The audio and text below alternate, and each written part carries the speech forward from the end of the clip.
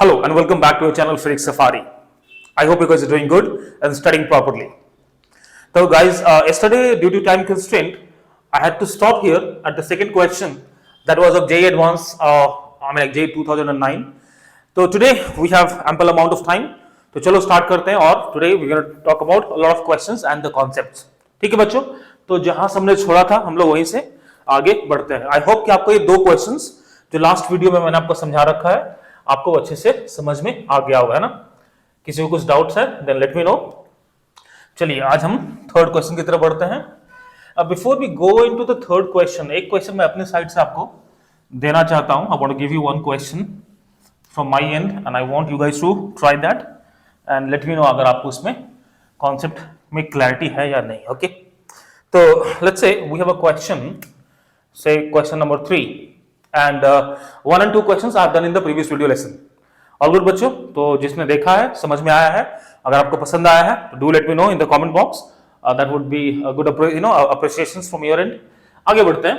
चलिए तो question number 3 पे हम लोग देखेंगे कि लेट्स से बच्चों एक हमारे पास एक रॉड है. वी हैव अ रॉड और this rod has mass m और लेंथ मान लो l मान लो इसका. ठीक है. Now this is connected at the midpoint. हाँ, so at midpoint इसको हमने कनेक्ट कर दिया है एक स्प्रिंग से इस मिड पॉइंट पे एंड ऐसा कुछ एक स्प्रिंग है. ठीक है. And also the top point is connected with spring, ऐसा कुछ एक हमारा एक कनेक्शन स्टैब्लिश्ड है. ठीक है. Now it is hinged over here. इस पॉइंट पे hinged किया हुआ है and from at this axis it is axis passing through this point. It is free to rotate. Rotate करने के लिए फ्री इस पॉइंट पे. चलो इस पॉइंट को मान लो, वो मान लो जी. ठीक है. If I just push it a little bit, थोड़ा सा पुश करके छोड़ दे तो क्या होगा? विल डू एसएचएम, क्या ऑसिलेट करेगा, एसएचएम करेगा? अगर करेगा तो आपको उसका टाइम पीरियड और फ्रीक्वेंसी निकालना है. तो क्वेश्चन इज वेरी सिंपल. अगर इसको हमने थोड़ा सा पुश कर दिया, थोड़ा सा इसको एक डिस्टेंस से हमने इसको पुश कर दिया इस तरफ, तो will it start executing SHM having the spring constant of both of the spring being K? Will it do any SHM or not? अगर कर रहा है तो आपको इसका टाइम पीरियड निकालना है. तो those who want to try, video pause करो, इसको ट्राई करो और फिर आगे बढ़ेंगे. All good. चलो ट्राई करना नहीं बोलना. ओके, आई बिलीव आपने इसको ट्राई कर लिया होगा. अब थोड़ा ध्यान से देखो. आप इसको थोड़ा सा टिल्ट कर दोगे. लेट्स सपोज कि हमने इसको ऐसे कर दिया. ठीक है जी. and which is making some angle, let's suppose theta with the vertical. अब क्या होगा? Spring, this one will be compressed, ये थोड़ा compress हो जाएगा and this spring would be थोड़ा सा elongated हो जाएगा, right? Since this spring is undergoing some compression, तो एक force लगाएगा इस तरफ obviously, right? By the spring. और इस पे भी, इस point पे भी due to this spring एक force लग रहा होगा हमारा इस तरफ, है ना? इसको F1 मान लो, इसको F2 मान लो, कोई दिक्कत नहीं है ना. Now these two forces are in the same direction. तो क्या करेगा? इसको वापस लाने का कोशिश करेगा, रिस्टोरिंग फोर्स. तो क्योंकि यहाँ पे एक एंगुलर मूवमेंट हो रहा है तो this is a case of angular SHM अगर है तो. Also along with these things there gonna be MG. एक हमारा एमजी इस तरफ कर रहा होगा, राइट? एक्ट. तो एमजी क्या करेगा? क्लॉकवाइज टॉर्क प्रोड्यूस करेगा और these two forces are going to produce an anti clockwise torque produce करने की कोशिश करेगा, राइट बच्चों? Now the resultant force को अगर हम लिख पाए kx के टर्म्स में या फिर ओमेगा थीटा के टर्म्स में लिख पाए हम लोग, तो कहीं मिला के हम समझ पाएंगे कि it is going to execute a SHM. Tau is equals to I alpha. अगर उस फॉर्म में लिख पाते हैं तो आप मान लो कि ये हमारा SHM कर रहा होगा. करेक्ट है जी. और देखने से ऑब्वियसली आपको फील हो रहा है कि SHM करेगा क्योंकि ये पुश करने के बाद छोड़ेंगे तो ये पुश पुल करेगा इसको और वापस से एट दिस पॉइंट ये वापस से पुल करेगा, है ना? और वापस से ये वाला स्प्रिंग पुश करेगा and the same process will keep on doing, keep on going. तो आपका ये ऐसे ऐसे ऐसे ऐसे it will start making executing SHM. आपको निकालना है इसका टाइम पीरियड. चलिए find the time period. Find the time period. Find the time period. इतनी बात तो हमें समझ में आ गई. चलो इसको थोड़ा सा सॉल्व करने के लिए मैं इसको एक अलग से फिगर बना लेता हूं यहाँ पे. तो एक जो इंक्लाइंड पोजीशन है बच्चों, इंक्लाइंड पोजीशन हमारा ऐसे हो गया. मान लो कि हमारा रॉड का इंक्लाइंड पोजीशन है और mass is given as m, length is given as l और it is free to rotate about the axis इस पॉइंट से जो पास कर रहा है. ठीक है. तो this was the initial condition, हमारा ऐसा कुछ था, राइट? और यहां से लेट्स सपोज कि वो कुछ भी डिस्टेंस x मूव कर गया, या फिर d डिस्टेंस मान लो कि वो इसको हमने थोड़ा सा मूव कर दिया है इन दिस डायरेक्शन। चलो वहां पे x ले रखा है तो x ले लो, कोई दिक्कत नहीं, x डिस्टेंस मूव कर दिया ना in this direction. Now let's say this angle is theta, ठीक है जी। अब देखो टॉर्क देखो इस पे, एक तो हमारा इस पॉइंट पे जो फोर्स लग रहा होगा स्प्रिंग के कारण वो आपका हो जाएगा F is equal to k times of x, और सेंटर पॉइंट पे भी एक फोर्स लग रहा होगा, but that is not going to be equal to kx, याद रखना। क्यों? क्योंकि this length is not equal to the x, ये इसके बराबर नहीं है, ऑब्वियसली बात है, right. This length and this length are not equal, तो आप इस पर ब्लाइंडली kx मत लिख देना, गलत हो जाएगा। ऑल गुड, चलिए काम करते हैं इसे फिर। तो आप देख लो, टॉर्क निकाल लो, आप इसका टॉर्क निकाल लो। फिलहाल तो अगर इस डिस्टेंस को निकालना चाहो तो भी निकाल लो। आपका ये हो गया L/2, this is your L/2 बच्चों, थीटा तो स्मॉल होगा ही होगा, तो साइन थीटा कितना हो जाएगा? साइन थीटा शुड बी, अगर साइन थीटा लेते हैं इसको आप तो साइन थीटा कितना हो जाएगा आपका ए लेंथ अपॉन दिस लेंथ, तो ए कितना हो जाएगा L/2 साइन थीटा। तो इसको आप मान लो कुछ भी x1 मान लो जी, है ना। तो x1 कितना हो गया L/2 साइन थीटा हो गया, थीटा बीइंग वेरी स्मॉल तो आप इसको L/2 थीटा लिख सकते हो, इसमें भी कोई दिक्कत नहीं है, करेक्ट है जी। चलिए, तो this is gonna B theta is very small, तो L/2 times of theta, because theta is very small, theta is very small, और स्मॉल थीटा के लिए आपको पता है कि sine theta tan theta theta के बराबर हो जाता है।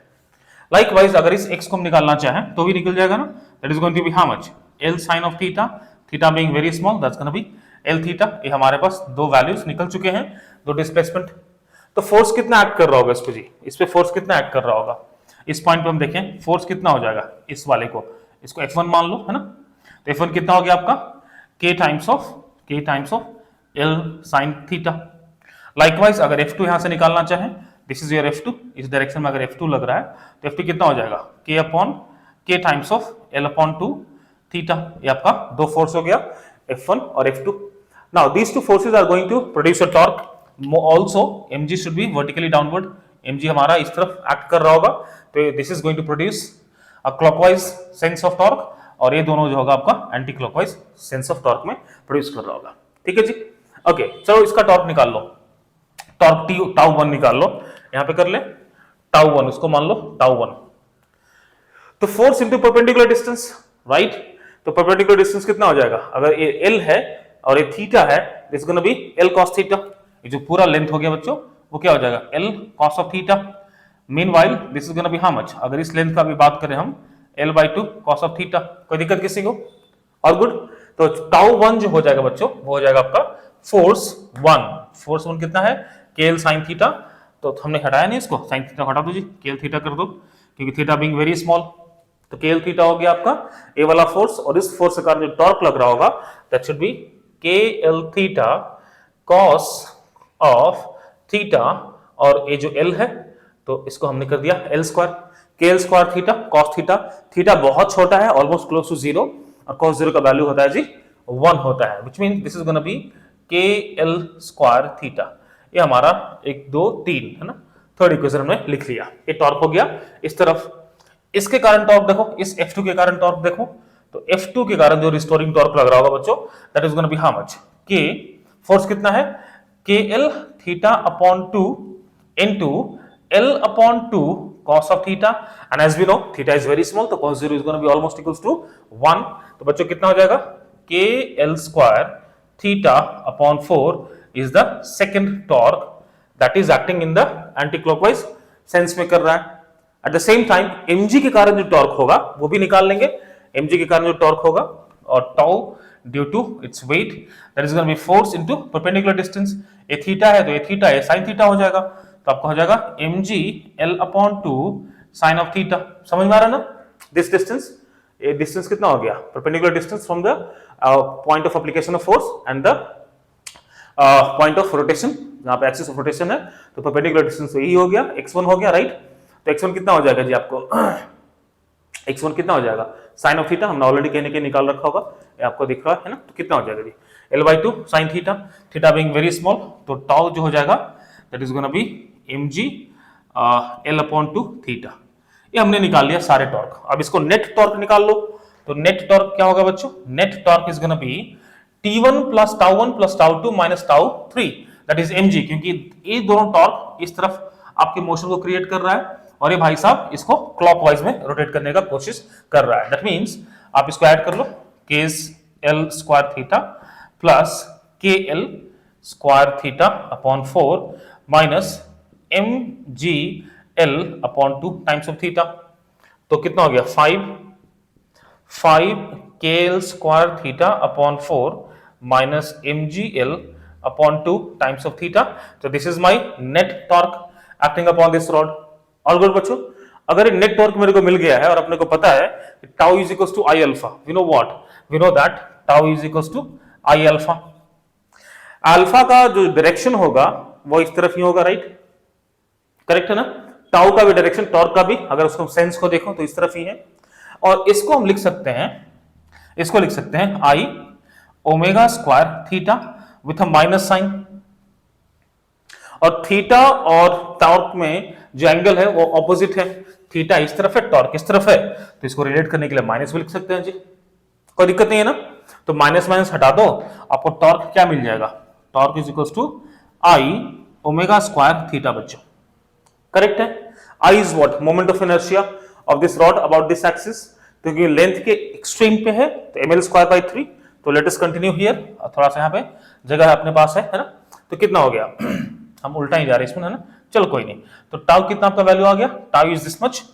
तो हम लिख सकते हैं कि भैया आई ओमेगा स्क्वायर थीटा, तो 5 K L square upon 4 minus M G L upon 2 theta बार रख लो, that should be equals to how much, I M L square by 3 times of omega square times of theta.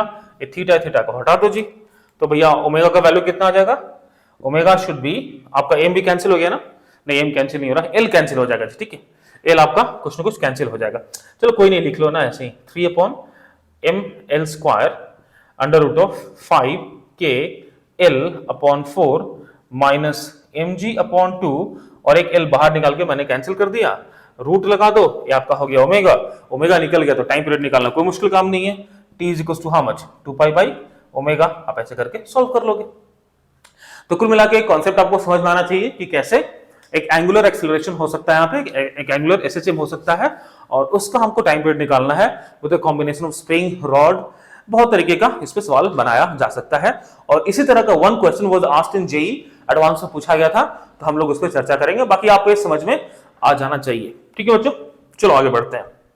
तो let us have one question जो हमारा पूछा गया था आपके जेईई वाले में ना। आई बिलीव आपने इसको नोट कर लिया होगा सभी ने, वीडियो पॉज करके नोट कर लो, क्योंकि आपके पास पॉज बटन भी है, and along with the pause button आपके पास लाइक बटन भी है, सब्सक्राइब एंड शेयर बटन भी है, तो make use of those button, right. हाँ, आपने उसका भी यूज कर लो कभी कभी।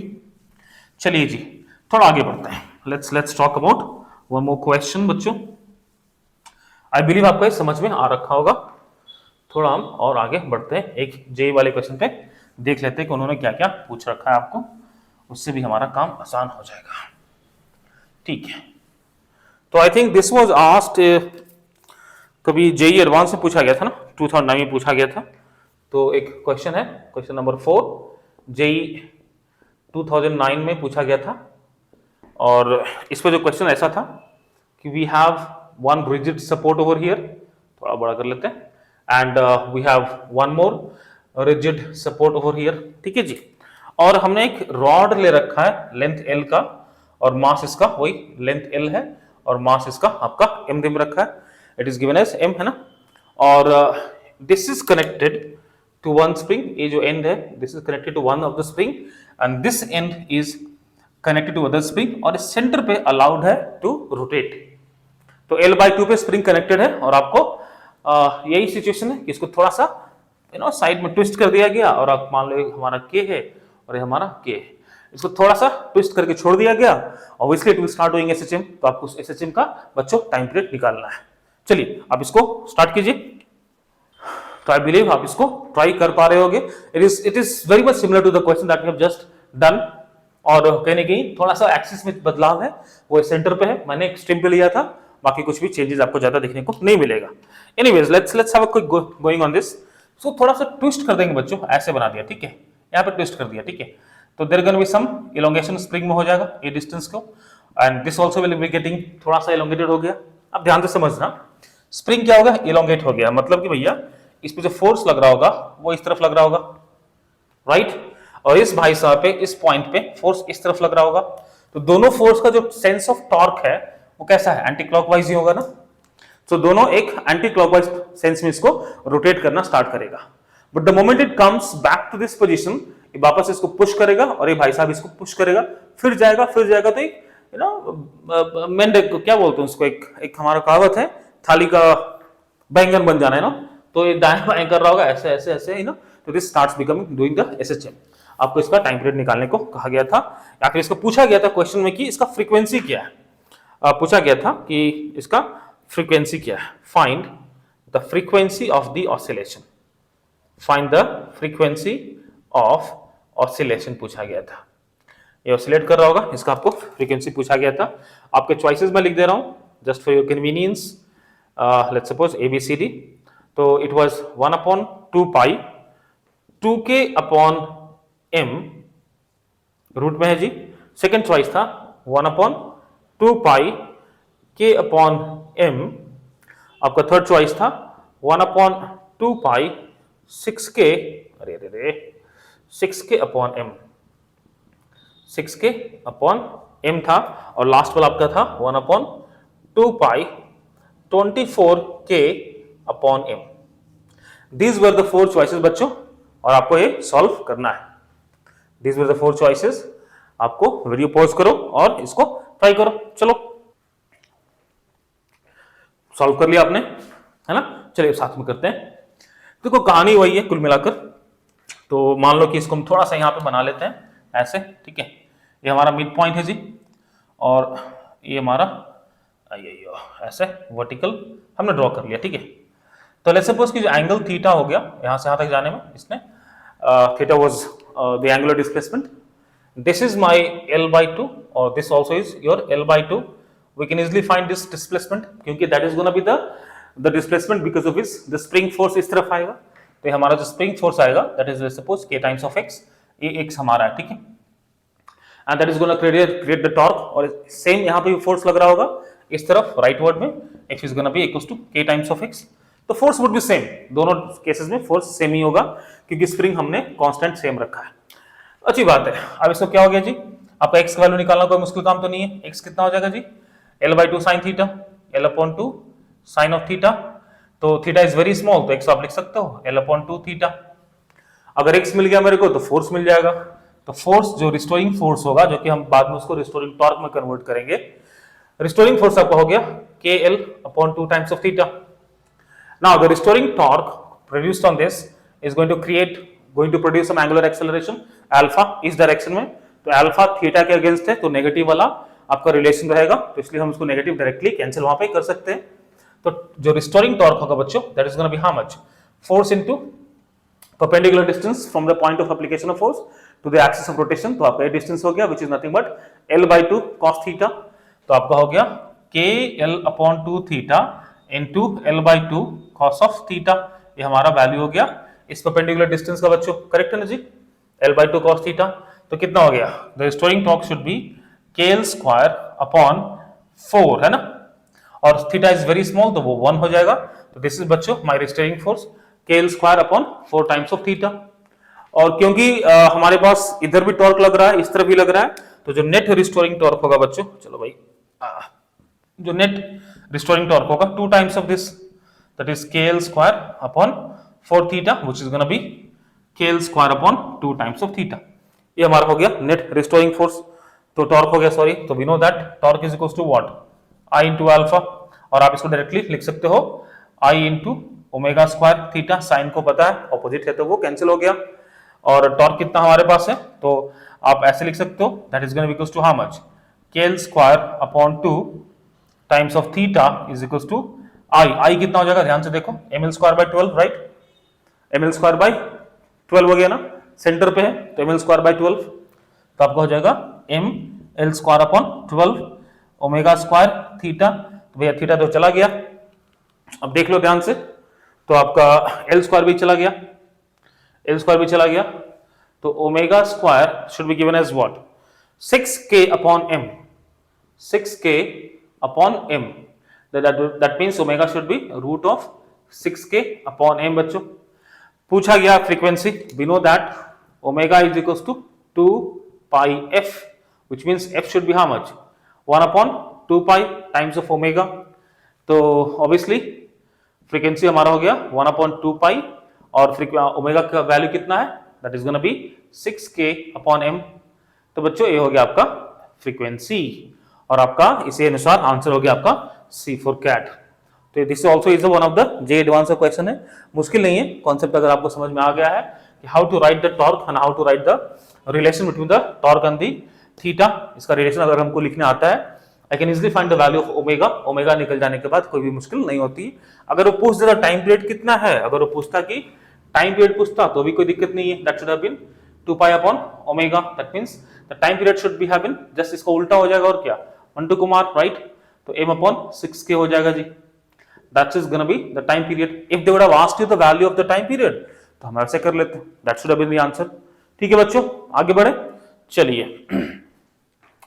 now that we have done all this stuff, एक और क्वेश्चन पूछा गया था इसमें आपके एडवांस में, तो थोड़ा एडवांस 2018 में पूछा गया था ना, वो भी एक सिंपल क्वेश्चन है तो ज्यादा मुश्किल नहीं है, तो हम उसको भी देख लेते हैं। उसके बाद हम लोग चलेंगे आपका फिजिकल पेंडुलम में चलेंगे, क्योंकि फिजिकल पेंडुलम से भी based on that concept question पूछा जा चुका है, तो हम लोग थोड़ा सा सिंपल फिजिकल पेंडुलम का भी कहानी देख लेंगे बच्चों। ठीक है, तो क्वेश्चन क्या बोलता है कि एक ऐसा क्वेश्चन दे रखा था जेई 2018 एडवांस ना, जेई एडवांस 2018 का क्वेश्चन है, एंड दैट सेज कि let's say this was question number 5 we have.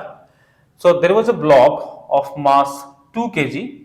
It is kept connected with a spring on the ground at the natural length पे आराम से मजे में रखा हुआ है। तो इसकी जो आराम करने की टेंडेंसी है that was not liked by the another block, और एक और ब्लॉक है भाई वो 1 kg का है, but this is moving at velocity of 2 meter per second और इसका जो मास है बच्चों that is 1 kg। Well, the spring constant K is given as 2.0 Newton पर मीटर दे रखा है। The question was कि this block of 1 kg moving at a velocity of 2 meter per second comes and collide with this block elastically। ये आता है वैसे elastic collision होता है, right? Due to that elastic collision, obviously this is going to be compressed, इसके पास एक velocity आएगा, so this is getting compressed। All good? Now the question was कि what's going to be the distance between these two blocks when this block comes back to its mean position for the first time। Let me repeat the question। ये हमारा एक block is coming at a velocity of 2 meter per second and a mass of 1 kg, it collides elastically, so there is a elastic collision, the collision is elastic बच्चों, the collision is elastic collision, it means there is no energy lost, momentum would be conserved, kinetic would be conserved and coefficient of restitution is going to be 1। The point is it collides with this, obviously collision होगा तो it will get imparted some velocity, कुछ velocity इसको मिल जाएगा and due to that velocity it is going like impulsive reaction होगा, obviously बात है, collision is all about the impulsive you know, तो obviously it will compress हो जाएगा and it will come back। तो जब ये वापस आता है इस पॉइंट पे, उस टाइम पे इन दोनों ब्लॉक के बीच का डिस्टेंस कितना होगा, that is a question. Distance between the blocks when 2 kg block comes back to the main position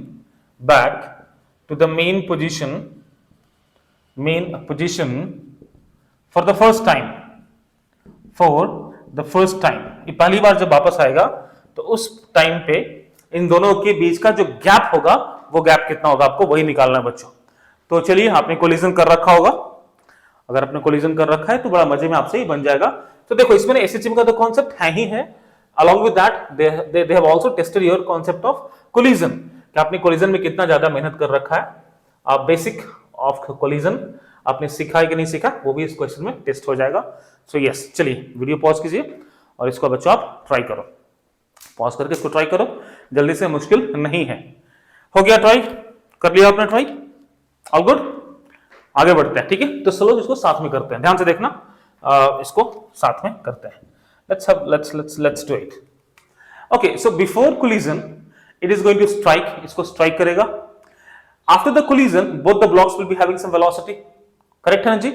हो सकता है कि it is gonna rebound back because its mass is more than इसका मास, तो रिबाउंड बैक भी कर सकता है। Spring will be compressed, spring compressed हो जाएगा। तो चलो अच्छी बात, इतना तो हो गया सर कि लेकिन वो वापस आने में कितना टाइम लगाएगा। तो ऑब्वियसली बात एसएचएम हमने पढ़ रखा है, वी हैव स्टडीड एसएचएम। अगर हमारा मेन पोजीशन है बच्चों, तो block will first go from here to the extreme position and then it will come back to this position, right. And इस पॉइंट पे वापस आने में जो टाइम लगेगा वो देखो कितना होगा। हमको पता है कि इस पूरे साइकिल को करने में इसको टाइम पीरियड के बराबर टाइम लग रहा होता है। तो this is your t/4, obviously this is also t/4, so the time taken should be equals to t/4, time taken should be t/4, इसमें तो कोई दिक्कत नहीं है, करेक्ट है जी। तो उस टाइम पे ये जो ब्लॉक होगा कहां चला जाएगा, सेकंड ब्लॉक, पहला ब्लॉक, वो अपने को निकालना है। तो देखो ये तो निकल जाएगा ना, टी टाइम पीरियड कितना होता है 2 पाई, सिंपल हार्मोनिक मोशन करेगा तो 2 pi Mantu Kumar m/k, everything is given to me, so t is gonna be 2 pi, mass कितना था 2 kg का है इस ब्लॉक का मास, 2/k is also 2, which means the total time period is 2 pi. It means this time taken, अच्छा t/4 plus t/4 t/2 आ गया बच्चों, sorry, है ना। तो time taken to come back to the main position back is going to be 2 pi upon t, which means that is going to be pi second. अच्छी बात है। Now if I know, since I know the time after which this block is going to come back to the main position, तो उस time पे ये वाला block कहां चला जाएगा। टू फाइंड दैट हमको इसका वेलोसिटी चाहिए होगा, we need that velocity of this block. अब वेलोसिटी अपने को मिलेगा कहां से, वेलोसिटी मिलेगा कैसे, तो उसके लिए हम 2-3 तरीके हैं कोलिजन में, आप उसको अप्लाई कर सकते हो। पहला तरीका कि अगर आपको फॉर्मूले कुछ भी याद नहीं है तो पहला आप यूज करोगे कंजर्वेशन ऑफ मोमेंटम, क्योंकि इट इज इलास्टिक कोलिजन, तो आप कंजर्वेशन ऑफ मोमेंटम यूज करोगे, कंजर्वेशन ऑफ मोमेंटम यूज करोगे। तो वहां से इक्वेशन क्या आ जाएगा, initial momentum is equals to final momentum. बच्चों ऑब्वियसली इनिशियली इसके पास सिर्फ मोमेंटम है, इसके पास नहीं है, तो इनिशियल वेलोसिटी ये हमारा u1 मान लो, इन भाई साहब के पास 0 है, और आफ्टर द कोलिजन उनका वेलोसिटी v1 और v2 लिख लो। आफ्टर कोलिजन इन भाई साहब का वेलोसिटी, डायरेक्शन शो नहीं कर सकते अभी हम, we are not in that state, तो v1 और v2 मान लो जी, ठीक है। We are no idea about the direction, हाँ इसका तो पता ऑब्वियसली, और राइट टुवर्ड जाएगा। इन भाई साहब का नहीं पता वो कहां जाएगा ना, तो निकाल लेंगे, कोई दिक्कत नहीं। इनिशियल मोमेंटम कितना हो गया 2 × 1, इसके पास तो मोमेंटम है नहीं, वो 0 है, is equals to final momentum, इन भाई साहब का हो गया 1 मास है v1 और इन भाई साहब का मास 2 है, और आपका हो गया v2, that means v1 plus 2 times of v2, well that's going to be equals to how much 2। एक रिलेशन तो बच्चों यहां से मिल गया, अब दूसरा रिलेशन मिल जाएगा आपको, आप लगा सकते हो कोफिशिएंट ऑफ रेस्टिट्यूशन का कहानी लगा सकते हो कि E is equals to 1 and E is given to you as what, velocity of separation by the velocity of approach। तो velocity of separation कितना हो गया v2 minus v1, अप्रोच कितना हो जाएगा u1 minus u2, आप यहां से कहानी कर सकते हो, and since it is equals to 1 that means v2 कितना है v2 ही है, v1 कितना v1 ही है, u1 कितना हो गया u1 हो गया आपका 2 while u2 कितना हो गया 0, तो दो इक्वेशन आपको यहां से मिल गया। सॉल्व कर लोगे आपका वैल्यू मिल जाएगा, क्या चाहिए मेरे को v1 चाहिए, इसका वेलोसिटी चाहिए मेरे को, you can easily get it from here. बच्चों समझ में आ रहा है ना मैं क्या कर रहा हूं, we are trying to figure out the velocity of the block of mass 1 kg after the collision, क्योंकि अगर वो मेरे को पता चल जाएगा देन वी नो दैट कि how much time it will take to come back to this position, वो हमको पता है पाई सेकंड लगेगा। तो इस पाई सेकंड में भाई साहब कहां जाएंगे वही तो पता करना है, that is gonna be the distance between these two blocks after time is equals to pi seconds, right. वो मेरे को चाहिए, तो वो आपको v1 यहां से मिल जाएगा, आप इसको सॉल्व कर लो आपको मिल जाएगा। चलो सॉल्व कर लेके यहाँ पे, ठीक है चलो सॉल्व कर लेते हैं, लेट अस सॉल्व इट। तो कितना भैया ये आपका है v2 minus v1, और ये भाई साहब क्या है v1 v2, तो v2 तो मेरे को चाहिए नहीं, तो v2 could be written as what 2 plus v1, इसको यहां पुट कर दो, तो v1 plus 2 times of v2 which is 4 plus 2v1 is going to be 2, तो बच्चों कितना हो गया 3v1 is going to be minus 2, that means v1 is gonna be -2/3 metre per second. Means कि आफ्टर द कोलिजन ये जो block number 1 था ये वापस भागेगा हुई करके ना, किस स्पीड से भागेगा जी? 2/3 मीटर पर सेकंड से लेफ्टवर्ड भाग रहा होगा। इसका मास कितना है? 1 kg है और ये तो अपन 2 kg का ब्लॉक था बच्चों। तो इस टाइम में इसका डिस्टेंस कितना हो जाएगा? Obviously we can find. तो कहीं मान के चलो कि वो इधर पहुंच रखा है इस टाइम पाई सेकंड में, ब्लॉक हैज रीच्ड हियर, तो ये गैप निकालना कोई मुश्किल काम थोड़ी है ना। तो डिस्टेंस कितना हो गया बच्चों? Distance is gonna B speed which is 2/3 times the time which is pi second. आप इसको सॉल्व कर लोगे, पाई के वैल्यू 3.14 लगा लो, 2/3 इंटू 3.14, अब जो भी इसका आ जाएगा 1 पॉइंट समथिंग, तो जो भी इसका आएगा आंसर 2 पॉइंट से थोड़ा सा ज्यादा रहेगा और क्या, 2.1 के आसपास का आंसर आना चाहिए, बट ठीक है, दिस इज द डिस्टेंस। ये हमारा मीटर हो गया, ये हमारा आंसर हो गया बच्चों। तो this was the one of the JEE question 2018 में, 18 में पूछा गया था ना, हाँ 18 में पूछा गया था, रिसेंटली है, ज्यादा साल नहीं हो रखा, ठीक है। एक तो ये हो गया ये हमारा।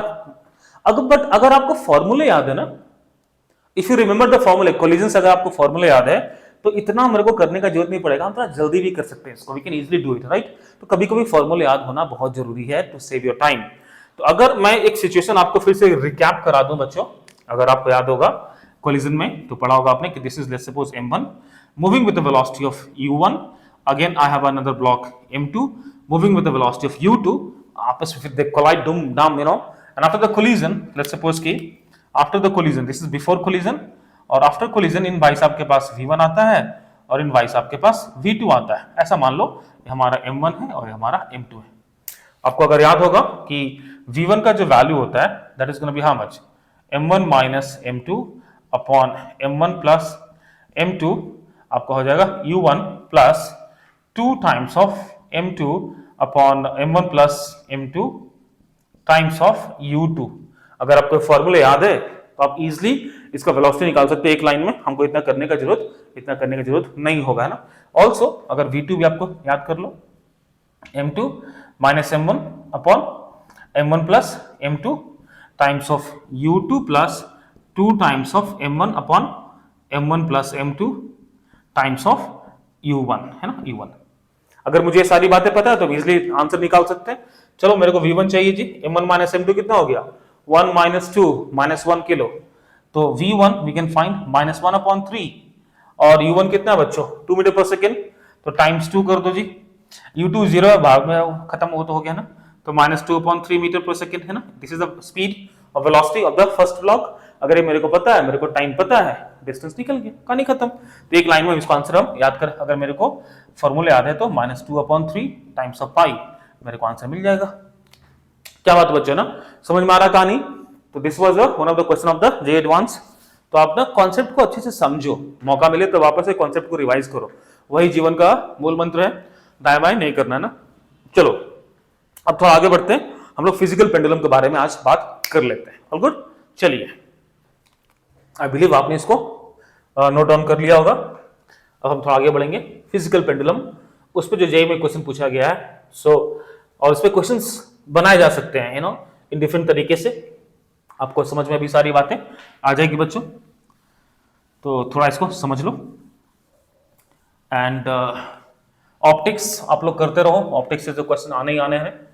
रोटेशन आप कर लो, ऑप्टिक्स रोटेशन ये सब इंपॉर्टेंट है। और एक रिलेटिव वेलोसिटी के जो जेईई एडवांस से क्वेश्चन है, इंक्लूडिंग द प्रोजेक्टाइल, आप उसको करते रहो। रिलेटिव वेलोसिटी इंक्लूडिंग प्रोजेक्टाइल वाला जो कॉन्सेप्ट है उस पर क्वेश्चन आने का चांसेस बहुत है, और ऑप्टिक्स से क्वेश्चन तो आने का चांस है ही। और रोटेशन हमारा प्यारा दोस्त है ना, वो हमेशा आपको पास साथ में रहेगा, आप उसको भी कर लो। और सर्कुलर मोशन के कुछ क्वेश्चंस तो बच्चों कर लेना इस बार। चलिए, तो हम थोड़ा बात करेंगे, अब थोड़ा बात करेंगे फिजिकल पेंडुलम के बारे में। We can talk about the physical pendulum. चलो हेडिंग डालो, फिजिकल पेंडुलम। फिजिकल पेंडुलम, देखो एज द नेम सजेस्ट ना, इसमें थोड़ा सा डिफरेंस होगा from the simple pendulum. Simple pendulum में क्या होता था, एक थ्रेड, मासलेस थ्रेड, इनएक्सटेंसिबल, है ना, और नीचे बॉब, हेवी मास रहता था। बट इस केस में ना, mass will be distributed everywhere. ऐसा नहीं कि सिर्फ स्ट्रिंग होगा, इट्स गोना बी एनीथिंग। हमारा बहुत सिंपल एग्जांपल घर में आप देखते होगे, आपका जो वॉल क्लॉक होता है, राइट, तो उसको भी आप थोड़ा सा दाएं बाएं कर दो, पुश कर दो, वो पेंडुलम की तरफ दाएं बाएं करना स्टार्ट कर जाएगा। That's a pendulum. अगर आप इसी को देख लो, this is a physical pendulum, है ना। Obviously it is a damped oscillation, but this could act as a physical pendulum, क्योंकि इसका मास हर एक जगह है, राइट। और आप कुछ भी ले लो, इस बोतल को ले लो, काफी अच्छा एग्जांपल हो जाएगा ना। तो this is also physical pendulum, दिख रहा है ना। तो अबे जावे, है ना, तो ऐसा है ना, फिजिकल पेंडुलम है सब बेसिकली। तो the only difference in the simple pendulum and the physical pendulum, कुछ खास डिफरेंस नहीं है, कॉन्सेप्ट वाइज तो बहुत कुछ सिमिलर ही है। तो जो डिफरेंस है कि मास सभी जगह है, it's not only on the Bob of the pendulum. तो मान लो कि भैया हमारा एक ऐसा कोई सिंपल पेंडुलम है, ठीक है, एक बॉडी है, और इसका सेंटर ऑफ मास कहीं यहां मान लो, ठीक है, this is the centre of mass, और इस पॉइंट पे इसको हमने हिंज कर दिया। Let's suppose this is the point where it is hinged, ठीक है जी। तो इसके बीच का डिस्टेंस बच्चों मान लो L है वो, राइट। इस पॉइंट को हिंज किया हुआ है ना। अगर मैं इसको थोड़ा सा पुश कर दूं ऐसे, राइट, तो क्या होगा, it will start oscillating, right. अपन को वही देखना है कि इसका टाइम पीरियड कितना होगा, फ्रीक्वेंसी क्या होगा, लन फन देवानंद जो भी हो आपने को देखना है। बट आप समझ लो कि इसके अबाउट हिंज्ड है ये, एक ऐसा कुछ पिक्चर है, इसको हिंज कर दिया गया, इसको थोड़ा सा पुश करके छोड़ दो, है ना। तो the moment you push it a little bit, आपका जो ये लाइन है, इसको मान लो कि हमने यहां पे आ गया, ठीक है, यहां पे आ गया वो, ठीक है। तो centre of mass body tilt हो रखा है। अब इसका डायग्राम बनाने जाएंगे तो गंदा सा बन जाएगा वो, आप समझ रहे हो ना। इसको हमने थोड़ा सा पुश कर दिया इसको ऐसे, ठीक है, कुछ दिखाने के लिए ऐसे तो कुछ दिख नहीं रहा है, बट अभी सेंटर ऑफ मास कहां पे आ गया, यहां पे आ जाएगा, राइट, क्योंकि पूरा बॉडी ही टिल्ट हो गया है। So during this process let's suppose कि एक थीटा एंगल, मैं हमेशा थीटा का एरो से दिखाता हूं, क्योंकि वी नो दैट थीटा के अगेंस्ट एक रिस्टोरिंग टॉर्क लग रहा होगा और एक एंगुलर एक्सेलरेशन होगा। तो अल्फा और थीटा का जो डायरेक्शन है बच्चों, वो ऑपोजिट होता है, तो इसलिए हम लोग साइन को वहां पे कैंसिल आउट कर पाते हैं, because alpha is equal to minus of omega square theta, right. और थीटा जो हमारा होता है इस डायरेक्शन में है और अल्फा ऐसे है, तो हम लोग टॉर्क वहां पे जो रिस्टोर का डायरेक्शन क्या हो जाएगा, टॉर्क भी इस साइड में प्रोड्यूस करेगा, राइट। तो एंगल जो नेगेटिव साइन होता है वो वहां से कैंसिल आउट होता है, इसलिए theta I always try to represent with the arrow, ताकि आपको समझने में मुश्किल ना हो। Now there going to be restoring torque. अब टॉर्क लगाएगा कौन, टॉर्क लगाएगा इसका वेट, इसका mg, because centre of mass पे इसका mg एक्ट कर रहा होगा बच्चों। तो इसमें ना हमारा mg, इस भाई साहब का, इसका मास मान लो m मान लो, ठीक है। तो mg is going to act upon this, थोड़ा दाएं बाएं हो गया क्या, अब भैया जाओ। तो इसका मान लो कि mg जो है सीधा ऐसे एक्ट कर रहा है इस पे ना, ये हमारा सेंटर ऑफ मास है, क्योंकि बॉडी शिफ्ट हो रखा है। अभी क्या करना मेरे को निकालना है कि इसका जो रिस्टोरिंग टॉर्क होगा ड्यू टू दिस mg वो कितना हो गया। रिस्टोरिंग टॉर्क निकल जाएगा तो वी कैन इजीली से कि एक सेंस ऑफ अल्फा इस तरफ होगा, राइट। इसके कारण वापस से एक अल्फा क्रिएट करेगा। अब ठीक है, निकाल लो, और क्या, अगर ये आपका L है तो ये भी L है, और mg का और इसका जो परपेंडिकुलर डिस्टेंस है, पॉइंट ऑफ एक्शन और point of application of force का and the axis of rotation का, इसके अबाउट वो रोटेट कर रहा है, ठीक है। तो इसको पुश आप कर लो, इसको विड्रॉ, आपको देखिएगा यही डिस्टेंस इसके बीच रहेगा, राइट ना। इसको आप वापस से पुल करोगे, line of action of force, इसको पुल करोगे mg के ऊपर, तो आपको देखिएगा जो फोर्स, जो डिस्टेंस है, that would be same as this. और ये हमारा कितना हो गया, L sin थीटा, this is gonna be L theta लिख दो, क्योंकि थीटा इज वेरी स्मॉल, तो sin थीटा थीटा हो जाता है, ये हमारा L थीटा हो गया। तो रिस्टोरिंग टॉर्क होगा जो बच्चों, रिस्टोरिंग टॉर्क क्या हो जाएगा, फोर्स mg L थीटा, ये हमारा हो गया आपका रिस्टोरिंग टॉर्क। किसी को दिक्कत इसमें, सिंपल है, ये हमारा रिस्टोरिंग टॉर्क हो गया। और this restoring torque is going to produce an acceleration, right, and that should be given as what, I alpha, and that should be given as what, I omega square theta. Minus sine को nullify करके चल रहा हूं, because दोनों का theta और alpha का direction opposite है। All good. तो कहानी यहां पे रुक जाती है कि mg L theta is going to be I omega square theta. Theta should be cancelled, which means the value of omega is going to be mgl upon I under root, है ना। तो this is your frequency angular, तो ये आपका हो गया omega is equals to mgl upon I. I is the moment of inertia and that would depends upon the body to body, right? अच्छा, इसको अगर in general इसका radius of gyration k मान लेते हैं, let's say k is equals to radius of gyration, ठीक है। So radius of gyration इसको हम मान लेते हैं बच्चों। Then about this point इसका moment of inertia कितना हो जाएगा देख लेते हैं। About this point तो आपका हो गया mk स्क्वायर। तो मान लो कि इसके अबाउट जो मोमेंट ऑफ इनर्शिया I है और इस भाई साहब के अबाउट I नॉट मान लो, ठीक है। तो I नॉट कितना हो गया M K square moment of inertia in the terms of radius of gyration, M K square हो गया, और using the parallel axis theorem ये कितना हो जाएगा, M L square plus M L square, and that should be the moment of inertia about this particular point. Correct है ना बच्चों? अगर मोमेंट ऑफ इनर्शिया का वैल्यू मेरे को मिल गया और मेरे से पूछा जा रहा है, टाइम पीरियड पूछा जा रहा है, अगर पूछा गया कि what is the time period, तो निकालना कोई मुश्किल काम नहीं होगा। क्यों नहीं होगा? क्योंकि time period is equals to what, अगर हम टाइम पीरियड देख ले बच्चों, time period is equals to 2 pi by omega, omega का वैल्यू इतना है तो कितना हो जाएगा, आई मोमेंट ऑफ इनर्शिया अपन एम जी एल। कोई दिक्कत? आई का वैल्यू पुट कर दो बच्चों, तो टाइम पीरियड मिल जाएगा आपको 2 पाई, एम से M cancel, K square plus L square upon G times of L.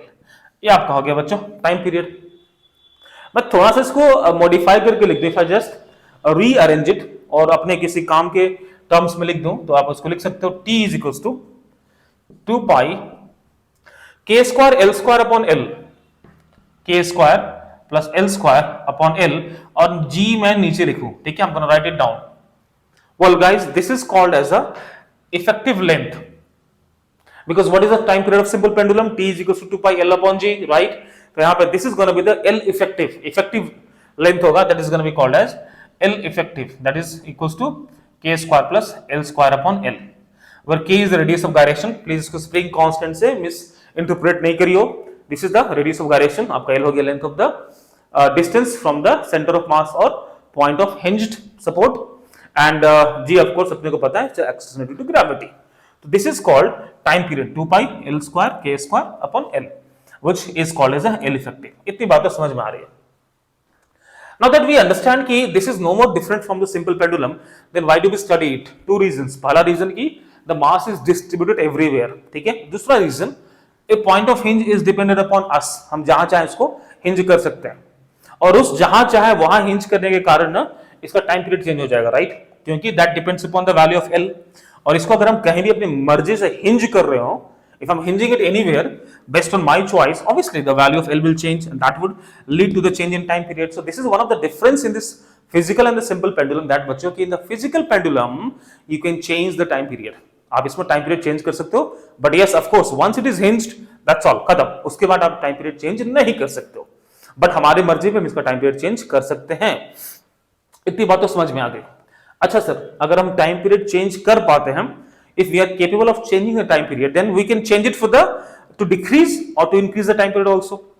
अगर हम चेंज करने के लिए केपेबल हैं, तो या फिर इसको हम ऐसा चेंज करें कि टाइम पीरियड मैक्सिमम हो जाए, ऐसा चेंज करके टाइम पीरियड मिनिमम हो जाए, राइट? पॉसिबिलिटीज है ना। तो इसके बाद का जो कहानी है इस सिंपल फिजिकल पेंडुलम में, वो पूछा जाएगा, वो आपको पूछा जा सकता है, find minimum time period, minimum time period, और ये मैक्सिमम पूछा जा सकता है, ठीक है? ये दो बातें आपसे पूछा जा सकता है। Sorry about that. आप ध्यान से देखो, in the expression for the time period 2 pi is a constant, g is a constant, k will be a constant, value क्या करेगा? l चेंज करेगा। It means the only variable what we have in this expression my dear kids is the l।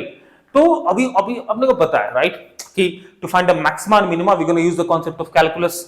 तो t dt upon dl कर दे बच्चों, तो कहानी हो सकता है, बट क्यों करें हम? Why should I go for dt upon dl? I know that d's are constant, बाहर हटा के इस पे ही फोकस करो ना, इस पे ही फोकस करते हैं। तो कुल मिला के हम कर सकते हैं कि this is gonna B d upon dl of k square plus l square upon l, and for the maxima and minima we know that this should be equals to 0.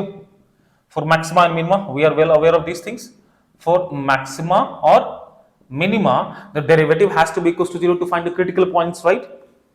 Okay, so if I do the derivations, obviously u upon v के form में बच्चों, तो d, अब चलो इसका derivative simple लिख दो ना, क्यों बार बार करें ना।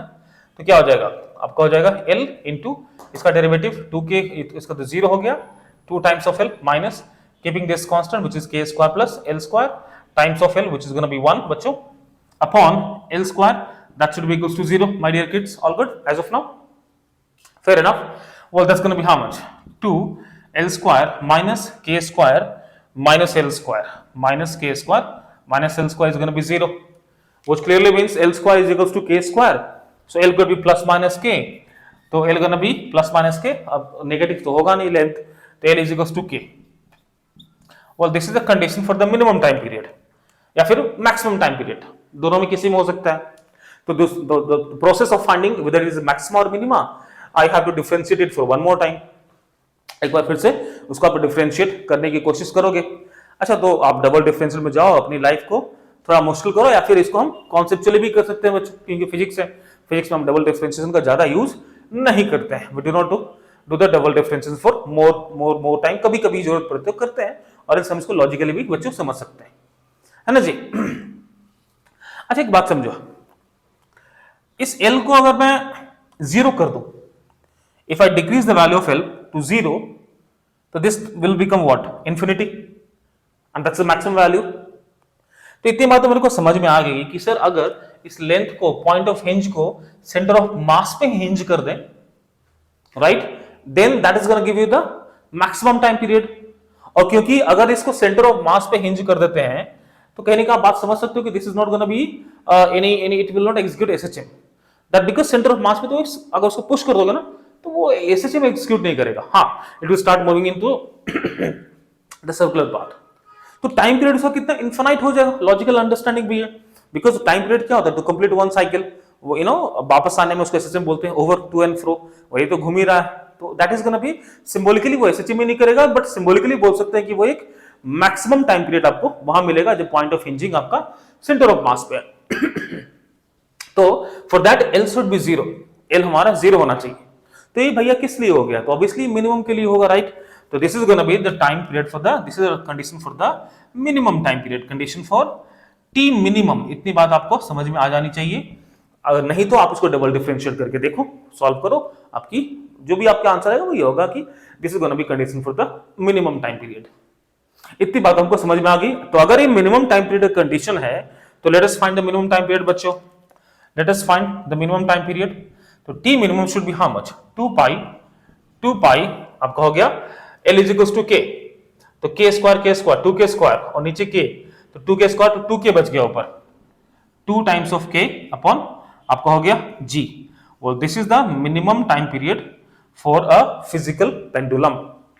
करेक्ट है ना बच्चों. तो this is the minimum time period for a physical pendulum. ये सब बातें आपको पता होना चाहिए, करेक्ट है. तो आपको दो फॉर्मूले I want you to remember this फॉर्मूले. इसको आप मन मंदिर में डाल लो. Omega is equals to mg L अपॉन I, मोमेंट ऑफ इनर्शिया. और दूसरा फॉर्मूला जो आपको मैं चाहूंगा कि आप इसको याद कर लो. तो based upon the data given आप इसके साथ काम कर सकते हो या फिर इसके साथ काम कर सकते हो. चलो इसको नोट कर लो. आपने इसको नोट कर लिया होगा, ठीक है. अच्छा, इसी कॉन्सेप्ट पे बेस्ड एक जे एडवांस का क्वेश्चन था, मल्टीपल करेक्ट चॉइस में था. ईयर आई डोंट रिमेंबर, किसी साल में तो था वो. तो एक एडवांस का क्वेश्चन था, in the multiple correct section में था, मल्टीपल करेक्ट चॉइस सेक्शन में था वो. एग्जाम्पल जे एडवांस का ही था. उसमें क्या पूछा गया था कि there is a rod, एक रॉड है ना, और इसमें ना एक disc of mass m and radius r, और इन भाई साहब का एक रॉड है, ठीक है. This is not the simple pendulum, एक रॉड है, इसका mass was given as capital M और L ऐसा ही कुछ था. तो two cases they have asked you, अगर इसको थोड़ा सा इसको ऐसे पुश कर दिया गया, this is now shifted to this position, इस पोजीशन पे शिफ्ट करके इसको, this is a disc of radius r and mass m, है ना, स्मॉल m ले लो. I think it was small m if I am not wrong. This is small m और this is length L मान लो. This was capital M if I am not wrong. तो देख लेना बच्चों, है ना, डजंट मैटर m और m क्या ही फर्क पड़ेगा, है ना, क्या ही फर्क पड़ेगा उससे. Now they have given you two cases. Case 1, case A was when it is not allowed to rotate, a fixed है, it is not allowed to rotate about its axis passing through the center. It's not rotating, ठीक है, ये rotate नहीं कर रहा है, not rolling और not rotating लिखो. केस 2 है, केस B था कि this is rotating about its axis also. ये ना इस एक्सिस पे ना जो डिस्क है वो रोटेट कर रहा है. तो केस 2 की rotating, you know it is rotating, rotation हमारा अलाउड था अबाउट दिस एक्सिस, ठीक है बच्चों, that was the second case. And based upon these things, मान लो इसको इनिशियल कुछ एंगल था theta, it was left now, तो based on these informations they are given you 4 choices. पहला चॉइस था कि torque, restoring torque in case A is more than restoring torque in case B. Second choice was, अरे यार choice I think equal था ना, पहला वाला equal था, right, it is equal. Second choice was restoring torque in A is more than restoring torque in B.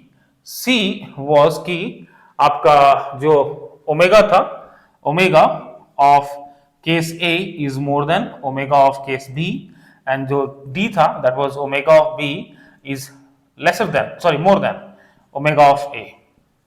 These were the 4 choices, या फिर choices का order अलग अलग हो सकते हैं, I do not exactly remember in which order it was given, but this was the question and you had to answer, and it was a multiple correct choice question था। Torque in this case A, restoring torque I'm talking about, and the restoring torque in case B are both equal, और torque in case A is more than torque in case B, और हमारा omega पे था A and omega in B के जो relation है उस पर क्वेश्चन पूछा गया था बच्चों, उस पर जो क्वेश्चन आपको पूछा गया था, ठीक है। Now based upon these things आपको आंसर्स देखना है ए बी सी डी में, तो वीडियो पॉज करो और इसको ट्राई करने की कोशिश करो। अच्छा, इसको हटाने की जरूरत नहीं है, आई थिंक काम हो जाएगा हमारा ना, ऐसे ही काम हो जाएगा। आप इसको वीडियो पॉज करो और ट्राई करो। ये हमारा पर जे एडवांस मल्टीपल करेक्ट चॉइस में था, अच्छी बात है, आपने आई बिलीव आपने इसको ट्राई कर लिया होगा। देखो रिस्टोरिंग टॉर्क क्या होता है, restoring torque would be applied by the MG, restoring torque तो एमजी देता है, राइट। और इस केस में अगर एमजी देखें, इस केस में एक हमारा एमजी यहां से लग रहा होगा, राइट, इसके कारण एक टॉर्क आएगा और इसके कारण एक टॉर्क आएगा। अगर मैं इसी डायग्राम को यूज करूं बच्चों, तो इसके सेंटर ऑफ मास से इसका मास mg है, इसका मास कैपिटल mg है, तो these two both are gonna produce the restoring torque. अब ये घूमे या ना घूमे mg पे तो फर्क पड़ेगा नहीं, right, even if it is rotating और not rotating mg will be same, right, all good बच्चों। now due to that these two mg जो टॉर्क लग रहा होगा वो सेम होगा बोथ द केसेस में, तो ऑब्वियसली हमारा जो चॉइस बी वो तो गलत है, पहला तो बिल्कुल करेक्ट है। And understanding the nature of JEE, obviously दोनों केसेस में एक तो करेक्ट होने का संभावना ज्यादा है, आई एम नॉट सेइंग कि होना ही होना है, the possibilities of having one among these two correct, right, हो सकता है करेक्ट हो, maybe the third choice could be both of them are equal, जो कि नहीं दे रखा है, तो हमारा दिमाग कहने के उस पे जाता है कि हाँ हो सकता है इक्वल हो और दोनों इनकरेक्ट हो, ये भी बात पॉसिबली आपके दिमाग में आ सकती है। But the moment you know this fact that omega is all about mg/l upon I, आपका कहानी आसान हो जाएगा, you will be easily getting it done, आप बड़े मजे में इसको आप कर पाओगे बच्चों, है ना। कैसे समझ लो, आप देख लो omega in the first case when it is not rotating, जब वो रोटेट नहीं कर रहा है और फिर जब रोटेट कर रहा है उस केस में क्या फर्क आएगा। मैं थोड़ा सा स्पेस यहां से लेना चाहूंगा, I would like to take this space, you know, आपको थोड़ा सा मोमेंट ऑफ इनर्शिया के बारे में, that is the reason why I keep saying बच्चों, do not leave the rotation, rotation को आपको किसी भी हाल में छोड़ना नहीं है, वरना बहुत पछताओगे, है ना। अच्छी बात है, मतलब बुरी बात है, मतलब ये अच्छी बात है कि हम इसको कर रहे हैं और आपको पता कि रोटेशन नहीं छोड़ना आपको, ठीक है। इसका मोमेंट ऑफ इनर्शिया देख लो, अगर रोटेट कर रहा है तो it is rotating, then moment of inertia about this axis देख लो जी क्या होगा। केस बी के बारे में हम बात कर रहे हैं, ठीक है, आइए केस बी के बारे में हम टॉकिंग अबाउट केस बी। एक तो भैया इसके कारण हो गया, इस रॉड के कारण, तो moment of inertia in case B आप देख लो उसको क्या हो जाएगा, इस रॉड के कारण क्या हो जाएगा, क्योंकि एक्सट्रीम पे है तो ml², एम कैपिटल ले लिया हमने, ठीक है, कैपिटल ले लेना, ml²/3 हो गया, प्लस इस डिस्क का moment of inertia about its centre कितना होता है, mr²/2, and then parallel axis theorem लगाकर आप क्या लिख सकते हो, पैरेलल एक्सिस थ्योरम लगाओगे तो पहली बात तो है कि आप लिखो mr²/2, that is the moment of inertia of the disk about the axis passing through its center, and then use the parallel axis theorem to find the moment of inertia about this point, about this, है ना। इसके बाद आपको moment of inertia निकालना है, तो that is gonna be how much, capital M, length कितना है जी, l²। तो this is the moment of inertia of case B, in case B. Case A में देखते हैं कि मोमेंट ऑफ इनर्शिया क्या होगा बच्चों, केस ए में देखो मोमेंट ऑफ इनर्शिया क्या हो जाएगा, ऑब्वियसली क्योंकि रोटेट नहीं कर रहा है तो this is just a simple mass, एक मास वहां पे लगा हुआ और क्या है, तो moment of inertia in case A should be how much, obviously ml square by 3 due to the rod of mass m length l about its axis, तो ml square by 3 हो गया। और भाई साहब इनके कारण क्या हो जाएगा, सिंपल ml स्क्वायर। आप बात समझ रहे हो, क्योंकि दिस इज नॉट रोटेटिंग, तो सिंपल का सिंपल एक हमारा मास है जो कि l डिस्टेंस पर रखा हुआ है from this point of axis of rotation, है ना। तो आपको मोमेंट ऑफ इनर्शिया IA के केस में ये हो गया। And looking upon these two values, you can easily make out the fact that IB is more than IA. Without any doubt, these two are common thing. ये हमारा extra term है, obviously moment of inertia इसका ज्यादा हो गया। Omega I के inversely proportional है root के अंदर का, ऑब्वियस सी बात है। तो क्योंकि IB केस में ज्यादा है, इट मींस ओमेगा B के केस में कम होगा। It means omega in case B is going to be lesser than the omega in case A। और क्या चाहिए जिंदगी में, which means answer choice C for cat who wins the match। तो बच्चों जो करेक्ट आंसर्स इसके आपको जो देने चाहिए थे या देने चाहिए, अगर ऐसा आता है तो is gonna B A for apple, C for cat। So it is very important कि आप सारे कॉन्सेप्ट को अच्छे से पकड़ो, क्योंकि जो मल्टीपल करेक्ट चॉइस होते हैं उसमें ना कॉन्सेप्ट भी जेई टारगेट करता है। और आपको एचसी वर्मा के जो मल्टीपल करेक्ट जो लेवल 2 का सेक्शन 2 का जो आपका एमसीक्यू है, आप उसको करना ही चाहिए। Make sure that you do the section 2 of the objective 2 of the HC Verma. बहुत इंपॉर्टेंट वो बुक है if you want to prepare for the J advance, without any fail आप उसको करना ही करना चाहिए, ठीक है जी। क्योंकि सारे कॉन्सेप्ट को निचोड़ के यहाँ पर रख लेता है एडवांस वाले। इसमें देखो ज्यादा न्यूमेरिकल्स नहीं है, but the fact is if you are not aware of this concept of physical pendulum के जो फ्रीक्वेंसी है उसके बारे में आपको नहीं पता तो मुश्किल हो जाएगा, आपकी लंका लगा देगा। तो अगर आपको लंका लगवानी है तो ना पढ़ो, बट नहीं लगवानी है तो क्वेश्चंस कर लो, ठीक है बच्चों। चलो आज के लिए इतना ही, मिलते हैं नेक्स्ट वीडियो में।